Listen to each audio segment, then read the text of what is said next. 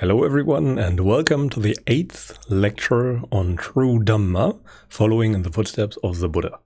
Today we do probably the entirety of chapter 3, the chapter on the going forth towards the Dhamma, or getting the first glimpse of understanding what the Buddha talked about, and very likely starting your spiritual search. My name is Dr. Florian Lau, and today we talk about the following topics. The first thing we talk about is the function of both pain and suffering, both from an evolutionary standpoint and from the spiritual standpoint. Then we have the third story time, in which we talk a lot about the Buddha and what he did during his entire lifetime of teaching and how he arrived at what he did during his enlightenment and his striving towards his enlightenment. Then we talk about the so-called divine messenger events, which is just an event that leads you typically towards the teachings of the Buddha or towards any spiritual path, really. Then we talk about the Buddha's own history, and then about taking the Dhamma as your refuge, namely understanding that the solution to pretty much all of your problems lies in the Dhamma, in the teachings of the Buddha. And in the end, we have a short summary.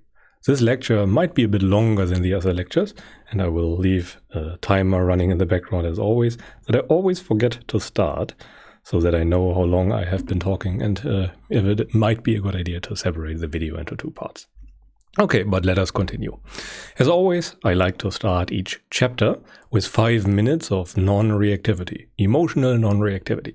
We talk a lot about that in chapter 5, where we talk about virtue and why there is no Dhamma without virtue. So why it is completely essential to train yourself in emotional non-reactivity, or in the ability to endure your feelings, no matter if they are good, bad, or neutral. So if you can do that, just sit there in the middle of the room, or on your chair, or in whatever posture you wish, and not react out of any impulses. Do not scratch yourself, do not move your posture, do not go for the delicious smelling food, do not try to delight in anything. Just train yourself in being indifferent, in a sense, towards all phenomena. I will obviously not wait. You can pause the video for 5 minutes, and then we will continue. Okay, I assume that those of you who want to participate in those kinds of meditations are done, so we can actually begin with the content, and we start with the function of both pain and suffering in the context of both spirituality and the normal real life. And I like to start with a short meme picture with the reasons for noble search. At least nowadays, it is kind of interesting. Many people start with lots of mysticized ideas about meditation and later discover that's all about suffering and overcoming suffering. For me, it was completely the other way around. I got to meditation through suffering and not through romantic ideas about all of this and chakras and ancient texts and grand ideas. Those were never things that interested me. But the overcoming of suffering, not by cigarettes and coffee, like in this case, but by meditation, that was something that very much caught my interest. Sadly, I have no source for the picture. I just found the meme online, and it's very, very hard to trace down the original source of a meme. Anyway, let us continue. I like to give you an idea of the fact how suffering is by performing a small experiment with you, a small exercise. Again, the first block should be performed first, and the second block is the explanation and the solution, so you should not actually look at the solution before we did the rest. So to really understand how craving is suffering, like the Buddha explained, you have to deny your senses their wishes for a time. You have to restrain them. The eye always wants sights, pleasant sights. The ear always wants pleasant sounds, the nose always wants pleasant smells, and so on. All the sensory organs are like wild animals, chasing down whatever they wish. And we now sit down in meditation, however we want to perform that, and vow to ourselves to do absolutely nothing. And then we could see how that feels after a while. Is it nice? Maybe for half a minute, maybe for 5, maybe for 10, maybe for an hour. But after a while, depending on the circumstances and the duration, it can become excruciating, can't it? The initial sense restraint is accompanied by the arising of bad emotions or feelings and a lot of pressure to fix them. And the longer you restrain your senses, the stronger the pressure becomes.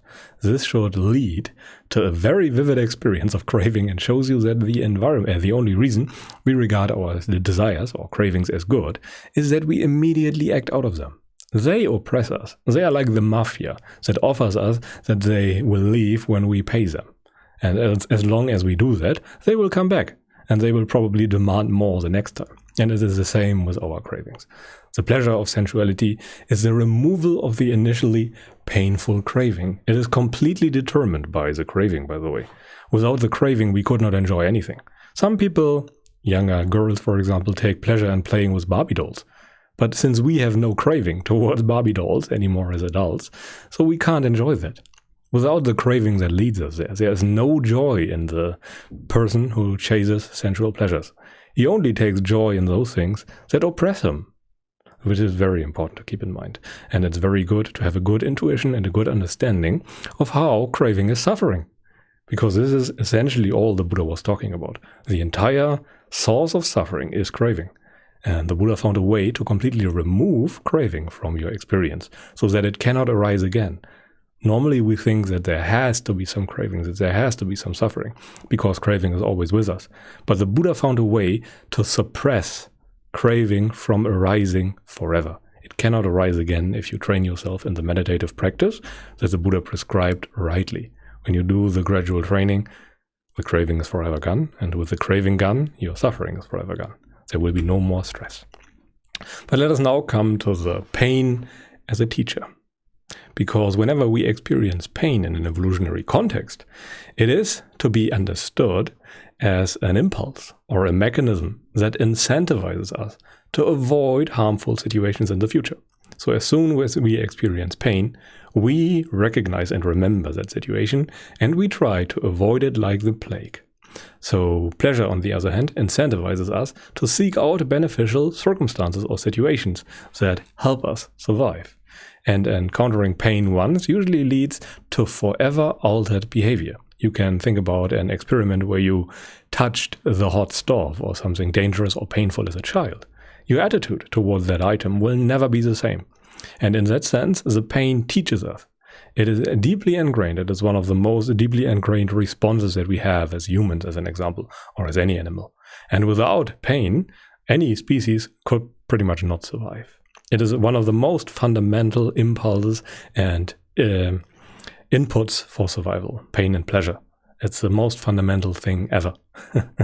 It's the most general information about our environment and what is good and what is bad. Without it, we would not know that we should not walk over a cliff to fall down and then die. Without pleasure, we could not know that honey or some other food is good for us and leads to our survival. So in that sense, pain is a very good teacher. And it teaches much faster than pleasure teaches, as an example. Because getting good things might be nice, but it's not as relevant as not dying. Because when we die, well, it's gone. The chance that we had is now over, at least from the conventional standpoint. And suffering plays a similar role. First of all, we should notice that pain is not suffering. Suffering can be the result of pain, but pain, in a sense, is bodily and suffering is mentally. While all feelings are felt with the mind, both with the bodily and the mental, the origin of the feeling is always different. And the Buddha talked about that a lot. We have some citations or some references to the suttas in later slides or chapters. But nothing connects them, in essence, but our assumption that they are connected. So when we experience pain, most people also experience suffering. But that is gratuitous. It does not have to be like that. The only thing that connects those two things is that they happen at the same time. But we can unlearn the suffering. The pain will pretty much always stay as long as we have a body. But the suffering can leave, let's put it like that. And the Buddha compared it with being struck by two arrows. The unenlightened person is struck by those two, one bodily arrow and one mental arrow, while the arahant, the enlightened person, is just struck by one arrow, namely the bodily arrow. And the bodily arrow isn't really something that bothers you as much if you are not trying to get rid of it anymore. You still know good from bad, you still know harmful from beneficial. But when something inevitable happens that you cannot avoid, then you do not really experience suffering on account of that painful feeling in the body, whatever it is. And suffering, in essence, is a more refined incentive to avoid harm. Our entire sense of self is pretty much a mechanism, you can understand that from the evolutionary standpoint, to deal with all the edge cases. Most of the time, pain and pleasure are enough, but sometimes it's not enough. And there was a necessity for smart decision making to get some benefits in the future that might even feel a bit bad right now, to leave those local minima, as we call them in computer science. Sometimes we get stuck in a situation, and it helps to delay gratification for a time to escape such a situation. And suffering must offer some evolutionary advantage for survival, otherwise it would not exist. If something was not offering something, or at least something that stays for a very long time with us, like suffering, then it would be eradicated during any evolutionary algorithm. So suffering obviously has some advantages. And as an example, there are people who cannot experience pain, physical pain, and they usually live horrible lives because they do not know harmful and non-harmful. They always have to, hold a thermometer under the faucet when there is hot water coming out, just so that they don't burn themselves. Their body does not tell them. So they have a much harder time at surviving than any other person. So they have to be especially careful and check their bodies, as an example, every evening for injuries that they might have overlooked. And they have to frequently visit the doctor. So a life without pain is actually not very good. A life without suffering is fantastic, but a life without pain, that's questionable. But you can use suffering to your advantage, which is also something that you will learn during your spiritual growth period. Let's put it like that. At some point you realize that suffering always has to teach you something, that there is always more to do when you experience suffering. And this is very good. Without the suffering, you would have never found that flaw in your mind, that flaw in your attitude, or that blind spot in your practice. So whenever it arises, the mind after a while stops experiencing the suffering as something unwanted. It uses it as fuel from that moment onwards to grow and to overcome more suffering and to get closer to full liberation. But so in essence, it is a lot about work to be done. In the Buddhist context, suffering can be regarded as a tool. It shows us the progress we made thus far and how much work there is to be done. So when we stop suffering in the same way we suffered before, then we obviously made progress. And it's not about coping better than before. It's not about sitting on the meditation cushion and not experiencing suffering for a while. It's not about that. It's about the kind of suffering we experience when something completely unwanted happens, like the death of a loved one, a catastrophe, losing your house, losing a limb, falling severely ill. This is the kind of suffering that we can use as our guide and teacher. When we stop suffering as much as before, when confronted with such situations that, to be frank, cannot be fully avoided, then that is a sign for true progress. And whatever suffering remains is the amount of work to be done. It signifies what we must do to be fully liberated from any kind of suffering. And suffering pretty much always means that we do something wrong from the spiritual perspective. It just means that we have not perfected ourselves in the training that the Buddha laid out. And if we were not, then suffering would not arise anymore and we would be an arahant. But when there is suffering, then we are not an arahant. It is as simple as that. And we can use suffering to go deeper in a sense. So we can find out more of the very hidden stuff that we have not yet uprooted. Let's put it like that. And without it, we would be blind. And the possibility to suffer, as an example, is already suffering. If you imagine that something bad could happen to you, that is already felt as unpleasant, simply because you don't really want to have bad things happen to you.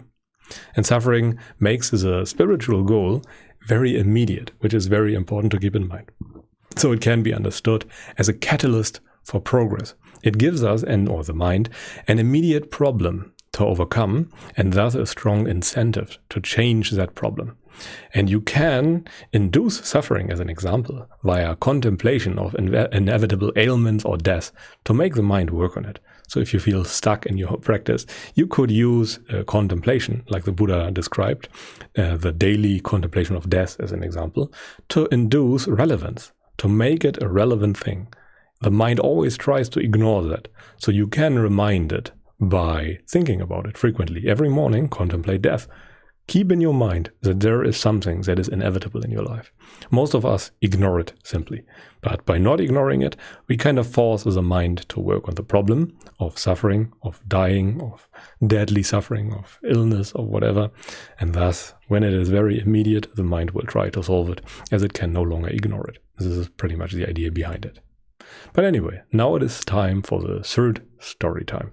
And this time we talk about the time period directly after the enlightenment of the Buddha, where he tried to formalize the teaching so that he can explain it to others. He was pretty much sitting under several different kinds of trees, supposedly for in total 49 days, enjoying the fruit of his awakening. And he was switching from tree to tree. So yeah. Most of this is from the Udana, from a book of the trusted Pali Canon, as I like to call it. And the Buddha at that time was sitting near the river Neranjara at the Bodhi tree, which is a very tree the Buddha attained awakening or enlightenment or liberation under. And he was sitting there for 7 days and nights without eating anything, just enjoying the fruit of his liberation.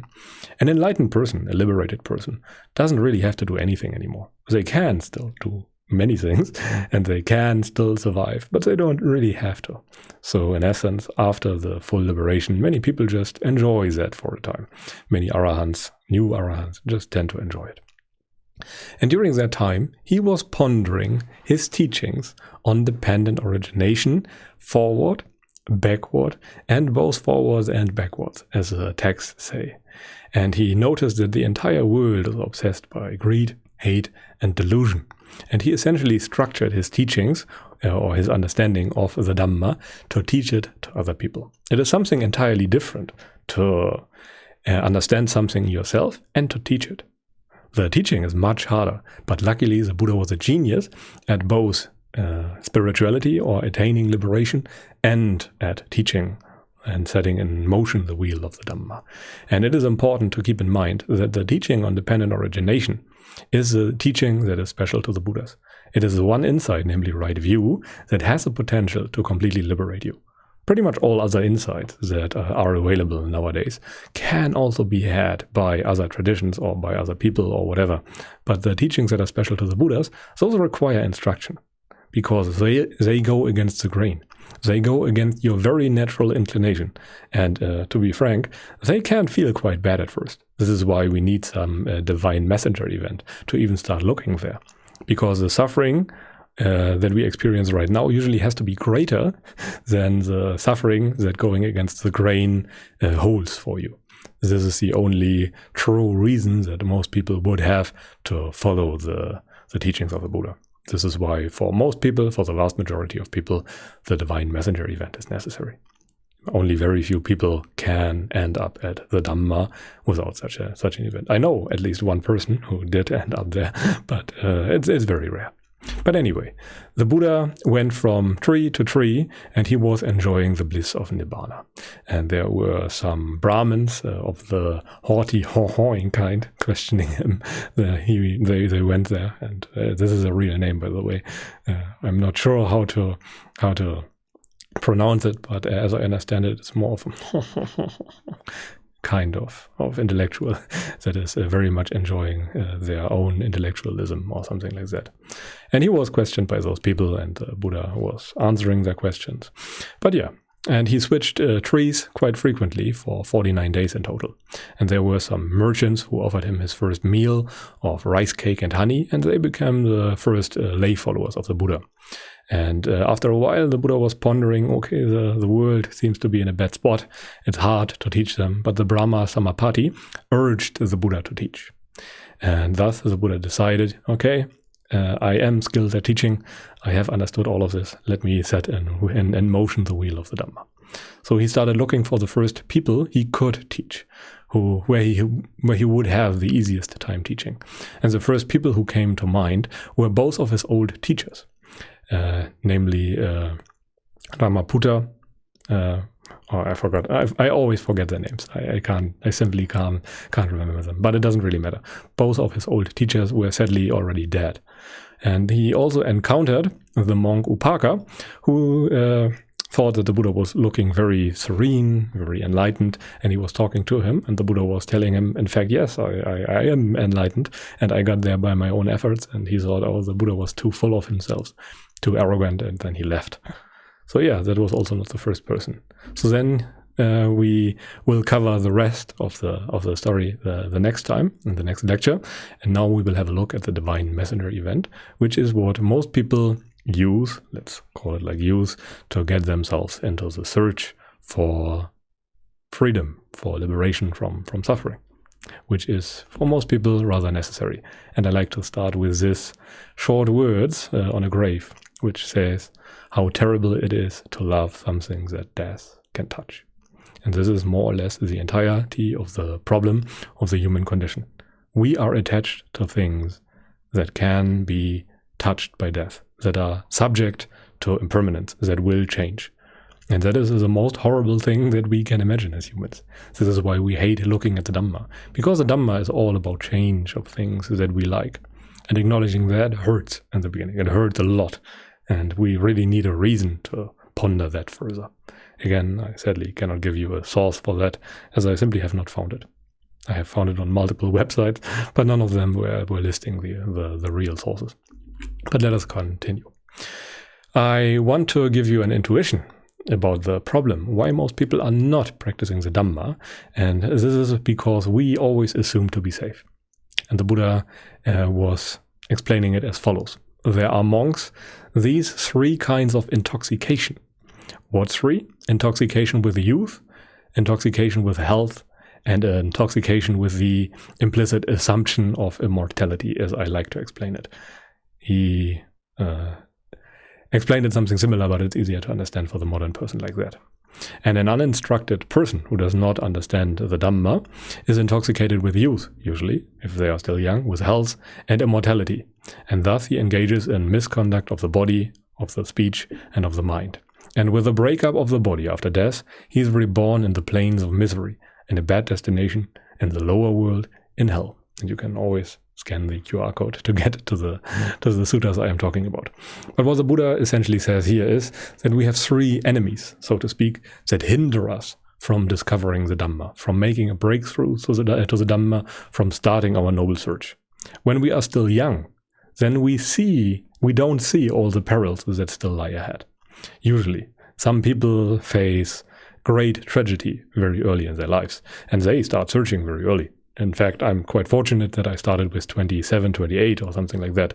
Most people only really notice the problem of the human situation in their 50s or even 60s, when they are confronted with their own mortality. And the same goes for health. When you fall sick, and it really seems like, okay, I might die here, then you might look for the Dhamma to free you from suffering. But as long as you are young and healthy, you have no real reason to look for a solution to suffering, as it is not present enough. There are bad times, surely, for many people, but it is not on the same level as experiencing health crisis, as an example. And the same goes for immortality, or the implicit assumption of immortality. The underlying belief is that we don't really know, but is still there, which is why I call it an assumption, an implicit assumption, because we don't really know it. But we are acting like we are immortal all the time when we have not yet discovered the Dhamma and practice it rightly, which is very important. So as soon as we discover our mortality, for example, through the death of a loved one, or through immediate health crisis, like I described, then we suddenly see the need and see the benefit in practicing something that has the potential to completely uproot suffering forever. So this is what has to be uprooted, the three kinds of intoxication that the Buddha was talking about in the Anguttara Nikaya, Book of the Threes, number 39. But anyway, let us continue. So in essence, we always have a false assumption of safety. We make things permanent that are not permanent, namely our health, our life, as an example, and our youth. None of those is permanent, but we are acting like they were permanent. When things are uncertain, we ignore the risk, which is interesting. So yeah, uncertainty is not a risk, which is also very important to keep in mind. We might not know when we die, which would be uncertainty, but we know with 100% certainty with zero risk, let's put it like that, that we will die. We will all die. We just don't know when and how. So it's not about if bad things happen, but when they will happen. So this should be motivation to practice. Yeah. So for every year, we discredit about 10% of the adverse outcomes or something like that, which is an observation from investing, where we discredit the future by about 10% per year. We think that we might die subconsciously before we get our investment back, as an example. So we are usually about willing to pay 5 times the price, the earnings of a company as a price for a stock. Let's put it like that. This is a very rough estimate, and there are constant multipliers for the type of company we are dealing with. But this is a very general observation. And this kind of applies everywhere. No matter what pleasure or what future prospect of anything we have, we always apply this rule of gradual decay for the future, simply because we do not know what the future will bring. And gambling kind of works in a similar way. It tricks our risk and uncertainty, unclarity as humans. So we have to learn not to gamble. And smoking, drinking, and sensuality all follow the same pattern. If the adverse effects lie far enough in the future, or feel like they lie far enough in the future, then we ignore them, simply because they are not present enough. This is why smoking and drinking are such traps. This is why sensuality is such a trap, because the adverse effects are delayed and we have to deal with them much later. And it does not feel like it is the same person dealing with those things anymore. So it will really hit us from behind when the adverse effects will manifest at some point. And they will. It's all a matter of uncertainty and not a matter of risk. So if we don't know when something happens, we usually act like it won't happen, which is something very sad, because when we are faced with death, we don't want to die.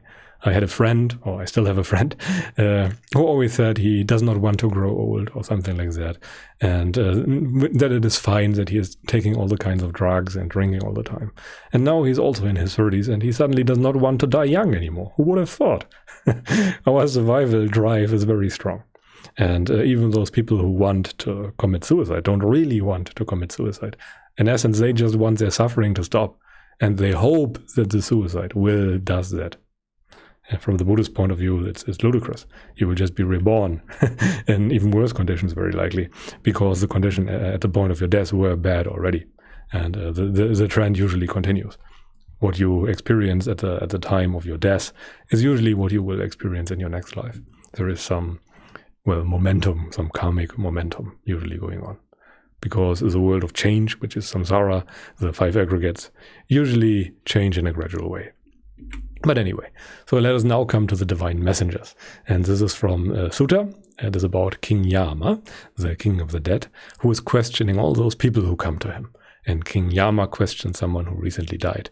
And he asks him, "Didn't you ever see among humans, being a human being, a man or a woman, 80, 90, or 100 years of age, frail, bent like a roof bracket, crooked, wobbling as they go, sick, afflicted, gravely ill, lying in their own urine and excrement, having been lifted up by some and put down by others?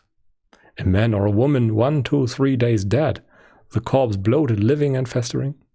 So in essence, the king of the dead is answering the person in question that just died if you have never seen any warning signs. And again, you can scan the QR code if you wish, because there are many warning signs. There are old people, there are sick people, and there are dead people. Those should serve as a wake-up call for everyone who is self-honest and who does not try to ignore all the problems that they are experiencing. And the king, Yama, asks that person all the time. And that person never had the idea that it might be time to relinquish all the sense pleasures to make the experience of death a bit more bearable. But that person never did that. And they still engaged in misconduct in body, speech, and mind. And as a result, they were reborn in hell. And this is the situation they are in right now. And King Yama is questioning them because he does not understand. For him, he is the king of death, pretty much, who is confronted with such fools all the time. And he does not really understand them, because he knows what kind of suffering they will go through if they don't train themselves in non-reactivity, in virtue, which is also very important to keep in mind. So yeah, those are essentially instances of divine messengers that the Buddha also experienced before he went forth to become a monk. And there is another sutta that you can also scan here that Ratapala spoke about in Majjhima Nikaya 82. And he was speaking with the king. And the king is talking first, and then the Arahant Ratapala. Master Ratapala, there are 4 kinds of loss. Because they have undergone these 4 kinds of loss, some people here shave off their hair and beard, put on the yellow robes, and go forth from the home life into homelessness. What are the 4? They are loss through aging, growing old, loss through sickness, loss of wealth, and loss of relatives. And then we have a small break. I always leave something out because those suttas are very long. Great King, there are 4 summaries of the Dhamma that have been taught by the Blessed One, who knows and sees, accomplished and fully enlightened. Knowing and seeing and hearing them, I went forth from home life into homelessness. So Master Ratapala pretty much says here that there is a 5th option. Those 4 things are usually what divine messengers are. Those are the kinds of losses you have to go through to even consider going forth from the home life into homelessness. Because, again, they make the problem of suffering very immediate. When you are growing old and realize that you are mortal and that you will experience death, and there is nothing that you can do to avoid that, then meditation suddenly is an option. If you are very sick and think that you are about to die, then meditation is suddenly an option that seems quite inviting, even though it is very hard to do. If you lose your complete wealth or lose your relatives, then it can also happen that people start searching for solutions. And in very rare cases, it can also happen, like with Master Ratapala, that they understand the Dhamma, that they completely understand the weight of suffering that they will experience, and then go forth from home life into homelessness, which is pretty much practicing the Dhamma. So they become monks because they have understood that there is nothing to be gained in the worldly life. There are some things that are surely enjoyable, but in the end, death will take them all. So you get a taste of death, you get a taste of Dhamma, if you don't try to avoid it. Then you really feel the weight of suffering, and then you will try to either go mad to avoid the consequences, or you will start your noble search, which is what divine messengers are. So you essentially feel prey to suffering, and thus you pick up spirituality, which usually requires trauma, to use modern words. Trauma is just such an event of great suffering, where you notice that all the conventional copes fail. You cannot cover up certain kinds of suffering with sensuality. You cannot eat chocolate or take drugs to forget. It simply will not work. None of those things will work when faced with the certainty of death. Death will devalue all of those. You cannot experience pleasure out of things when they are impermanent. When your own life seems to be impermanent to you, then you cannot enjoy sensual pleasures anymore. It is impossible. And then you will really try to seek for a solution. And that predator, namely death or deadly suffering, is invisible to you. They could strike at any time. And that suffering, that uncertainty, can be so great that every cope fails, and then spirituality is your only refuge. So you really have to feel the severity of the possibility of death or deadly suffering. And as an example, you cannot control your heart, but your entire life depends on it.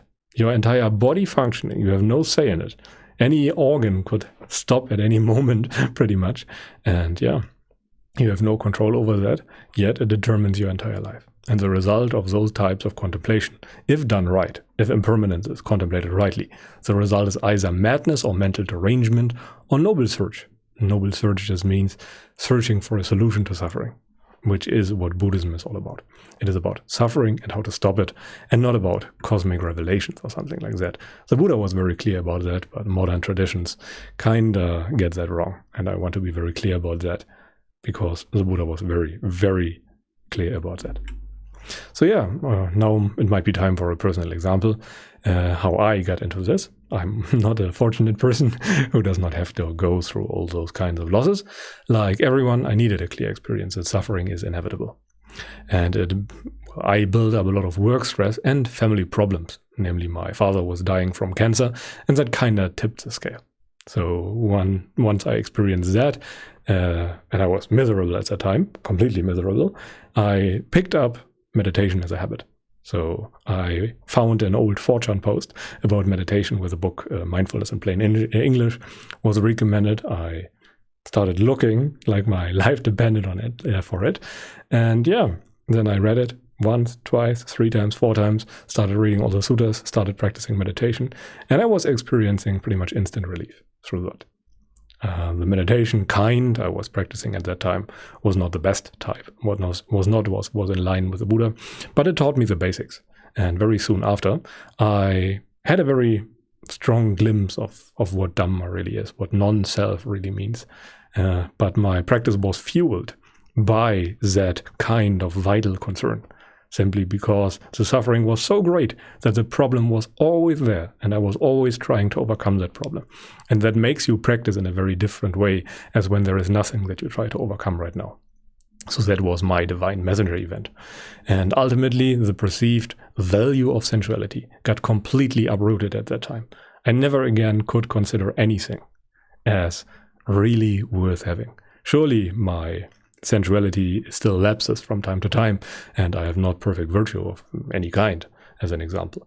But the ultimate value got completely demolished. There is nothing that remained of that. No sensual pleasure remained standing, pretty much, that I could still regard as permanent. This was simply not possible anymore. And this is why the Buddha recommended contemplating death, to avoid the real deal, pretty much.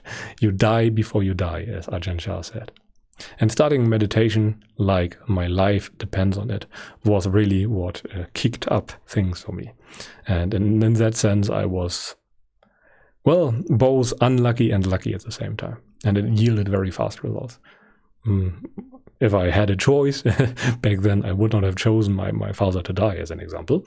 But seeing in hindsight, I'm very thankful for my father to serving as that kind of example. He was a heavy smoker, and he was dying of lung cancer.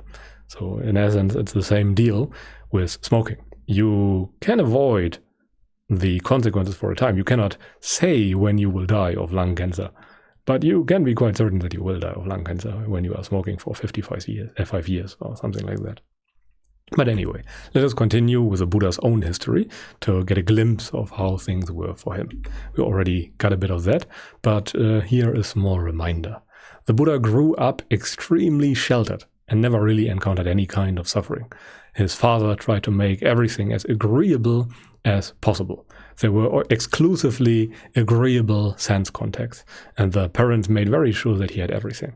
Well, his mother was already dead, but his father tried his best. They thought that he would be a great king if he saw how nice it was to have all those sensual pleasures. But all it did was make the Buddha a very sheltered person. And thus he experienced an immense shock and immense disenchantment upon seeing suffering for the first time. He had a very small frame of reference, and thus the shock was very extreme in relation to what he experienced before. Seeing an old person, a sick person, and a dead person was completely heartbreaking, let's put it like that. It was completely unsettling for the Buddha, as it was. And the Buddha got curious about life outside of his palaces. He had like 3 palaces all the time, so he snuck out. And then he encountered those old people and was shocked and fled. He encountered sick people and was shocked and fled. And he also encountered a dead person and was shocked and fled. And the last time he snuck out of the palace, he encountered a peaceful-seeming ascetic. I think in some suttas it was Brahma Samapati who was changing his appearance to look like a monk to make the Buddha go forth. But he acquired faith upon seeing that ascetic, and then he renounced wealth, kingdom, and family and went out to seek a solution for all the problems. And the decision to find a way to overcome suffering was pretty much made then. And it's interesting because those 4 events were the Buddha's divine messenger, if you think about it like that. He was so disenchanted and shocked upon seeing those things that are inevitable for him. He could not avoid them ever. So he started to seek for a solution to all of this. And this is how Buddhism, or the Dhamma, as the Buddha called it, was born. And here is a poem about old age. And I will just read it to you so you get an understanding. I think it is from the Sutta Nipata. And it says, "Life's so short you will die before you turn 100.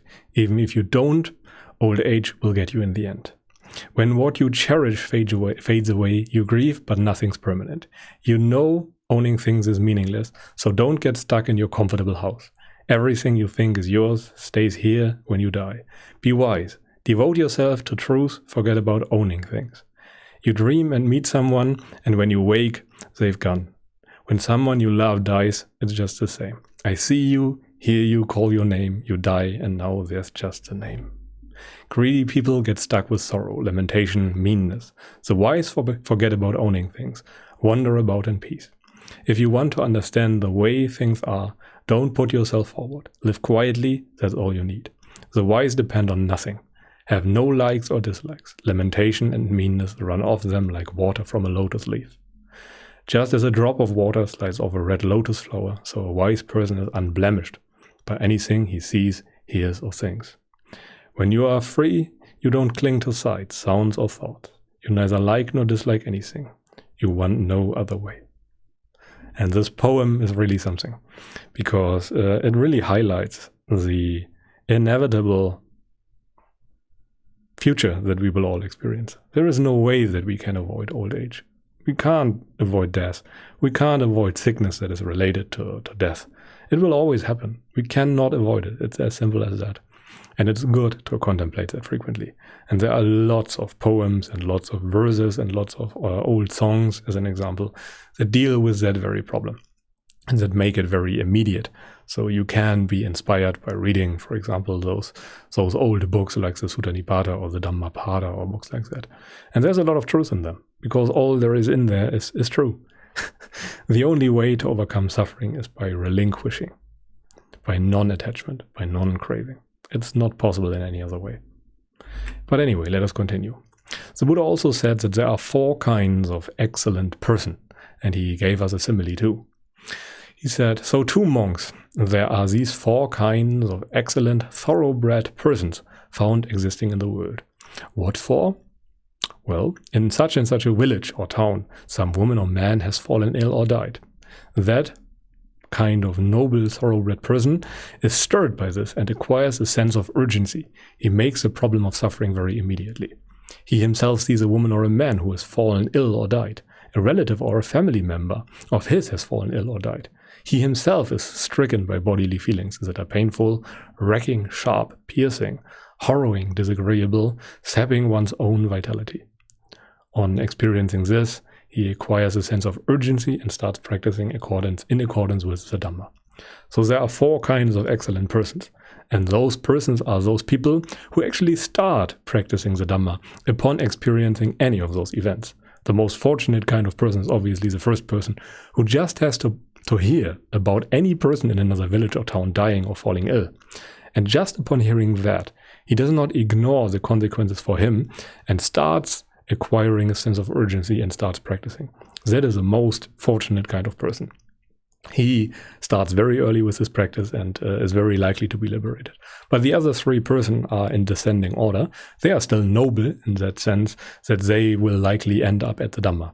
So he himself hears or sees a woman or a man dying or falling ill, or a family member. It always becomes closer, as you notice.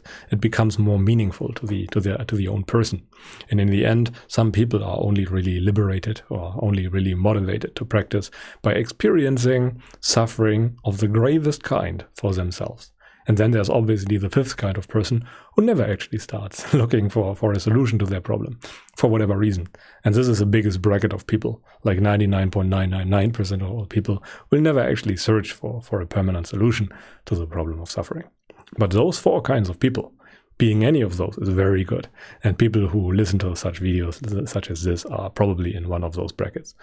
For me, for example, I am in the second to last bracket, where I have to see a relative or family member fall ill or die, as I have explained before. But yeah, the result of this is noble search, as the Buddha put it. So upon understanding the necessity for practice, upon seeing suffering rightly, you have pretty much two options. Two things could happen. So when you acquire faith or confidence in the Dhamma, namely understand the Dhamma and impermanence sufficiently, that you really see the problem, you could either become a monk or a lay supporter, a lay follower, who is practicing Buddhism but in the lay setting. And this usually happened upon attaining the right view, namely understanding dependent origination, where you really see the truth of anatta, where you really understand what nibbana is, what non-self is. And yeah, the monk life was kind of perfect for completely liberating yourself from everything, because there were not many distractions, there was not much sensuality, there was not much ill will going on. So those settings are really good for cooling down, is how the Buddha explained nibbana. You cool down from all the sensuality. And the usual phrasing was that home life is dusty and crowded, and homelessness is wide and open, and that it is not easy to live the perfect, holy life at home. As you can see, the Buddha never said that it is not possible to live the holy life at home, but it is surely not easy. Because of all the distractions, there are all kinds of things going on that you have to say no to all the time to actually cool down and uproot sensuality for good upon the basis of right view. You can only really become an arahant based on right view.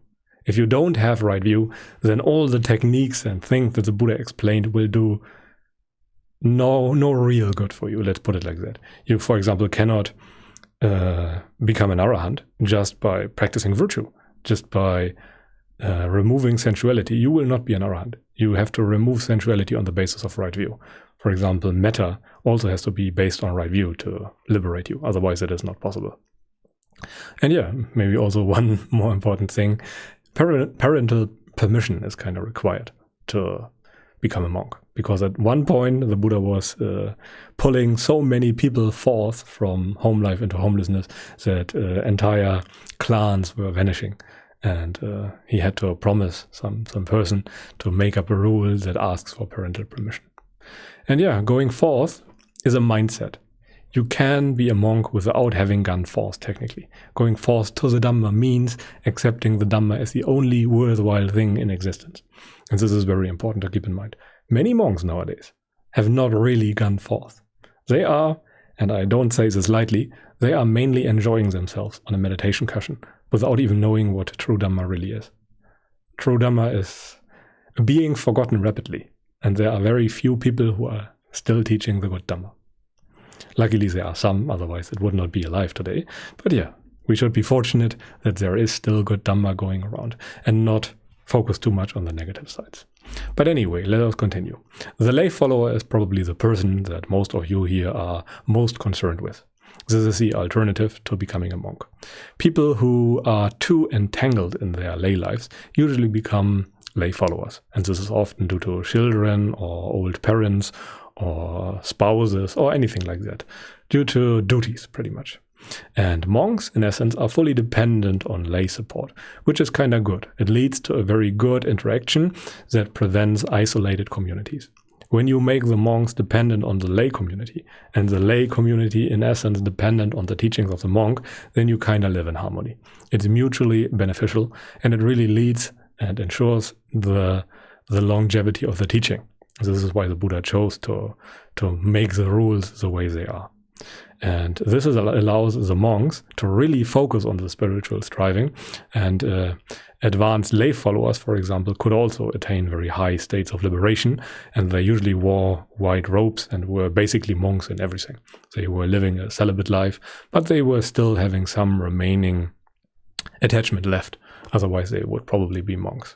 And this might be a controversial take here, but I will assert here and now that it is perfectly possible for householders right now to attain final Nibbana.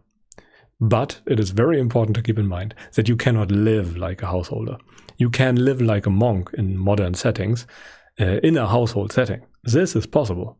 You can attain Nibbana there, but you cannot behave like a householder anymore.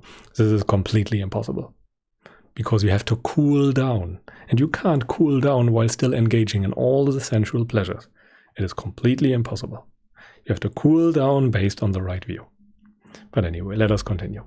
The Buddha also gave the following citation when it comes to the lay follower, and you can pick it up from pretty much any sutta.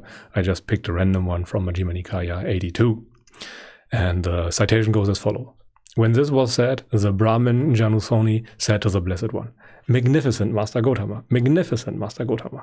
Master Gotama has made the Dhamma clear in many ways, as though he was turning upright what has been overthrown, revealing what's hidden, showing the way to one who was lost, or holding up a lamp in the dark for one with good eyesight to see form. I go to Master Gotama for refuge, and to the Dhamma and to the Sangha of Bhikkhus.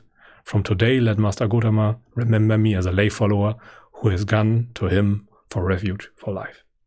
And this statement is loaded with wisdom and with important cues when it comes to understanding Dhamma and understanding what all of this means.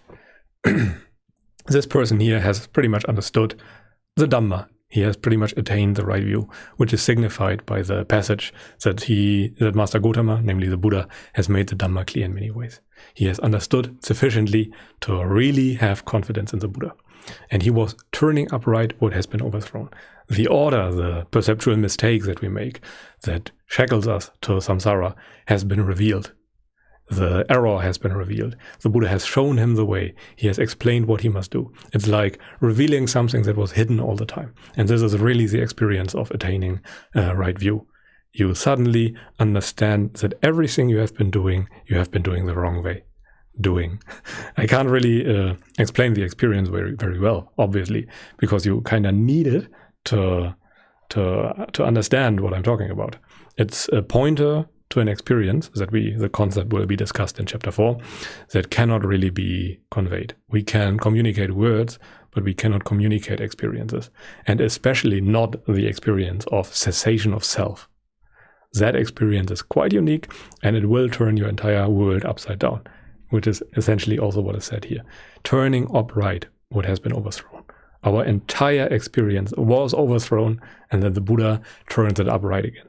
This is the experience. And it will, if you make the breakthrough to the Dhamma, will completely feel like that. It is like having been shown a way to a treasure. This is a way to leading to the complete cessation of suffering. But anyway, let us continue. Now to a few qualities of a person who is actually about to become a real monk.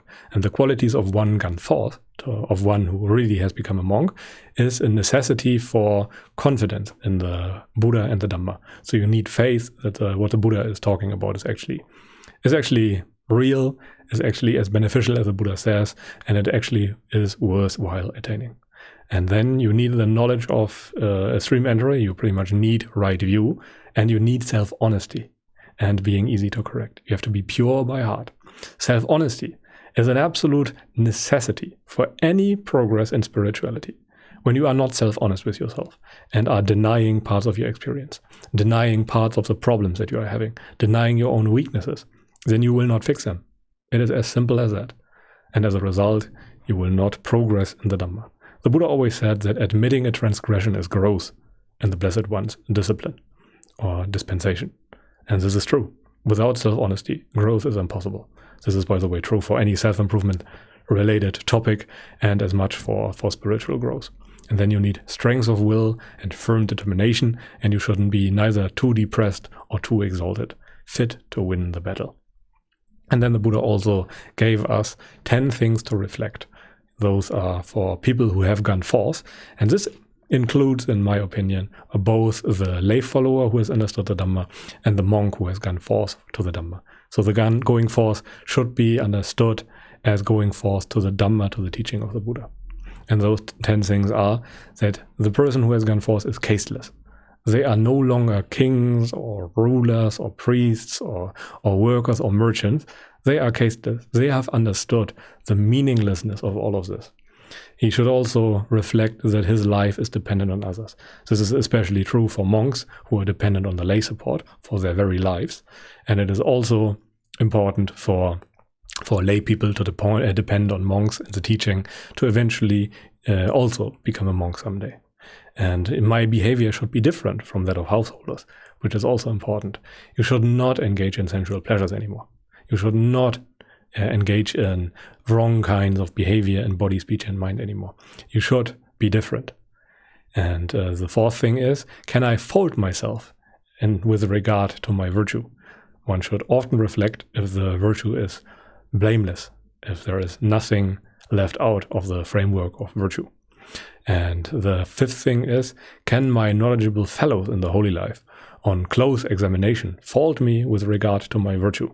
Again, the virtue, the emotional non-reactivity we will talk about in chapter 5, should be pretty blameless.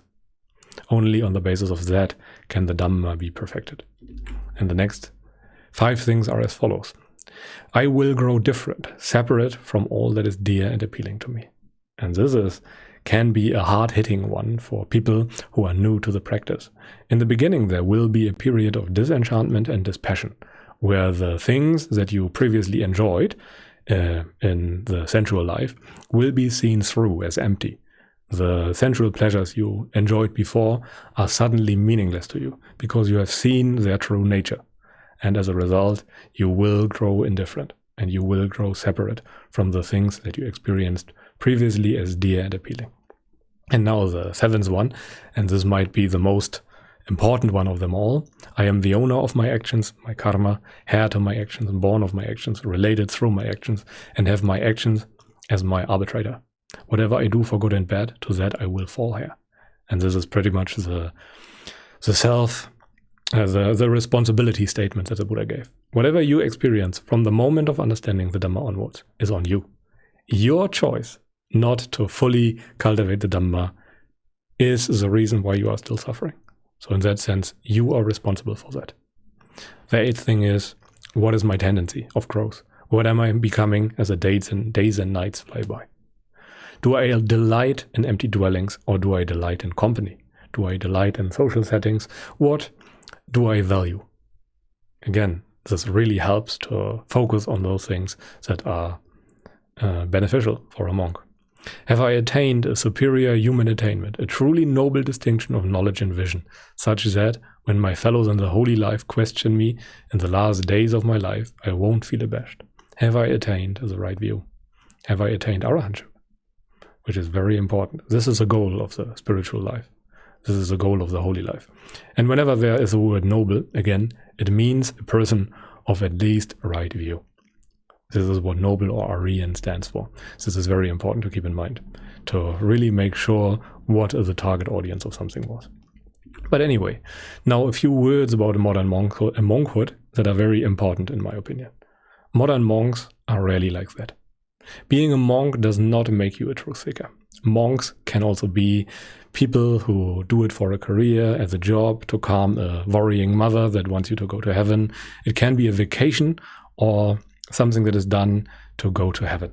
Even at the time of the Buddha, those things were prevalent. There were people who just went forth to have food and robes and alms food or win debates. And nowadays it's especially bad. There are entire traditions of Buddhism that are kinda not in line with the true Dhamma anymore.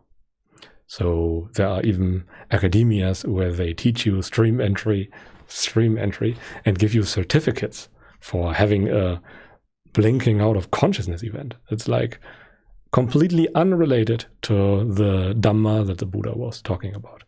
So you should be very careful when listening to people and put everything through your own critical faculty and check if anything is in line with the sutras. Otherwise, you will probably be in for some bad surprises. And many monks nowadays, even those who try, are not even stream enterers. They have not understood the Dhamma. They don't understand what Dhamma is. When you listen to Dhamma talks on YouTube, as an example, then oftentimes they are not even about Dhamma. It's like they have no idea what Dhamma is.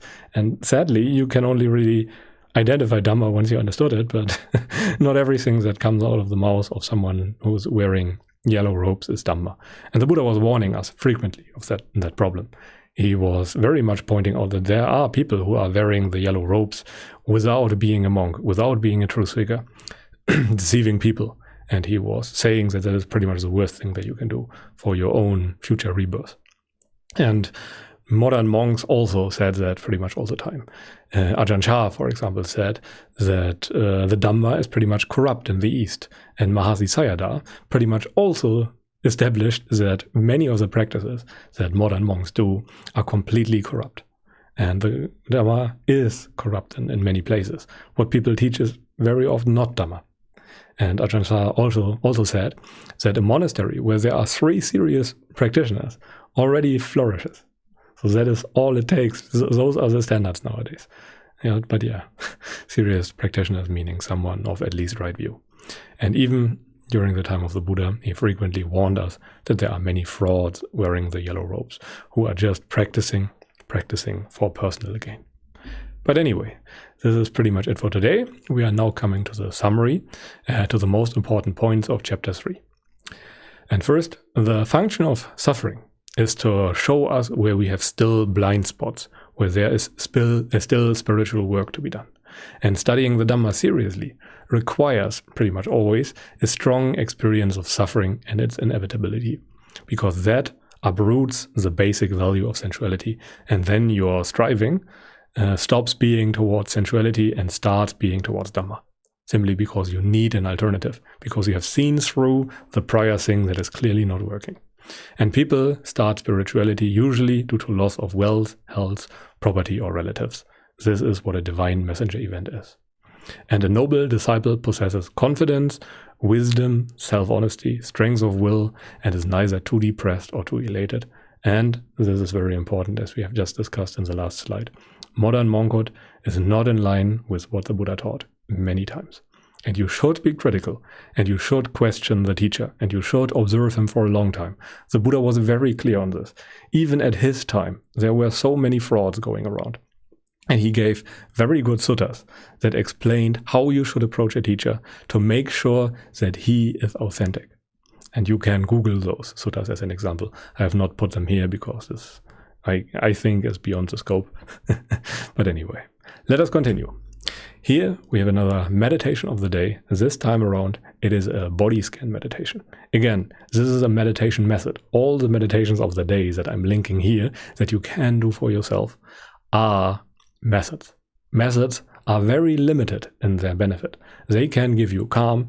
They can help you discover certain aspects of your experience that you might have overlooked, but they cannot and can never give you an understanding. They can serve as a basis or as one small piece of a puzzle. But if you expect to be liberated just by practicing meditation methods, then I have bad news for you. Still, for early beginners, there is merit to them. Many people have benefited from such methods, but you cannot fully rely on them. This is not what Dhamma is. Dhamma is different. Dhamma goes beyond the methods. And even Buddhist nun Ayakema, who was very fond of methods for beginners, said that over and over again, you cannot attain wisdom from just methods. Wisdom comes through contemplation, through trying to understand.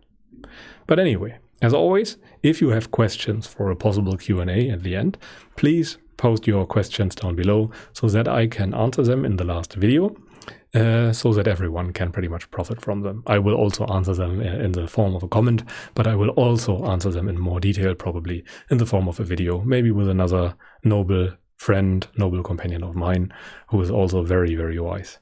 Anyway, let us continue. This is a context slide, as always. If you want to follow any of those links, like to Patreon, to the Dhamma or Hub Discord, or to Amazon, feel free to scan any of those. But yeah, pretty much thank you very much for watching and for your attention. If you know anyone who would profit from such a lecture, feel free to recommend it to them. And if you enjoy what I do, well, you may be free to share, like, and subscribe. But until then, I wish you a pleasant day and goodbye. And maybe see you next time.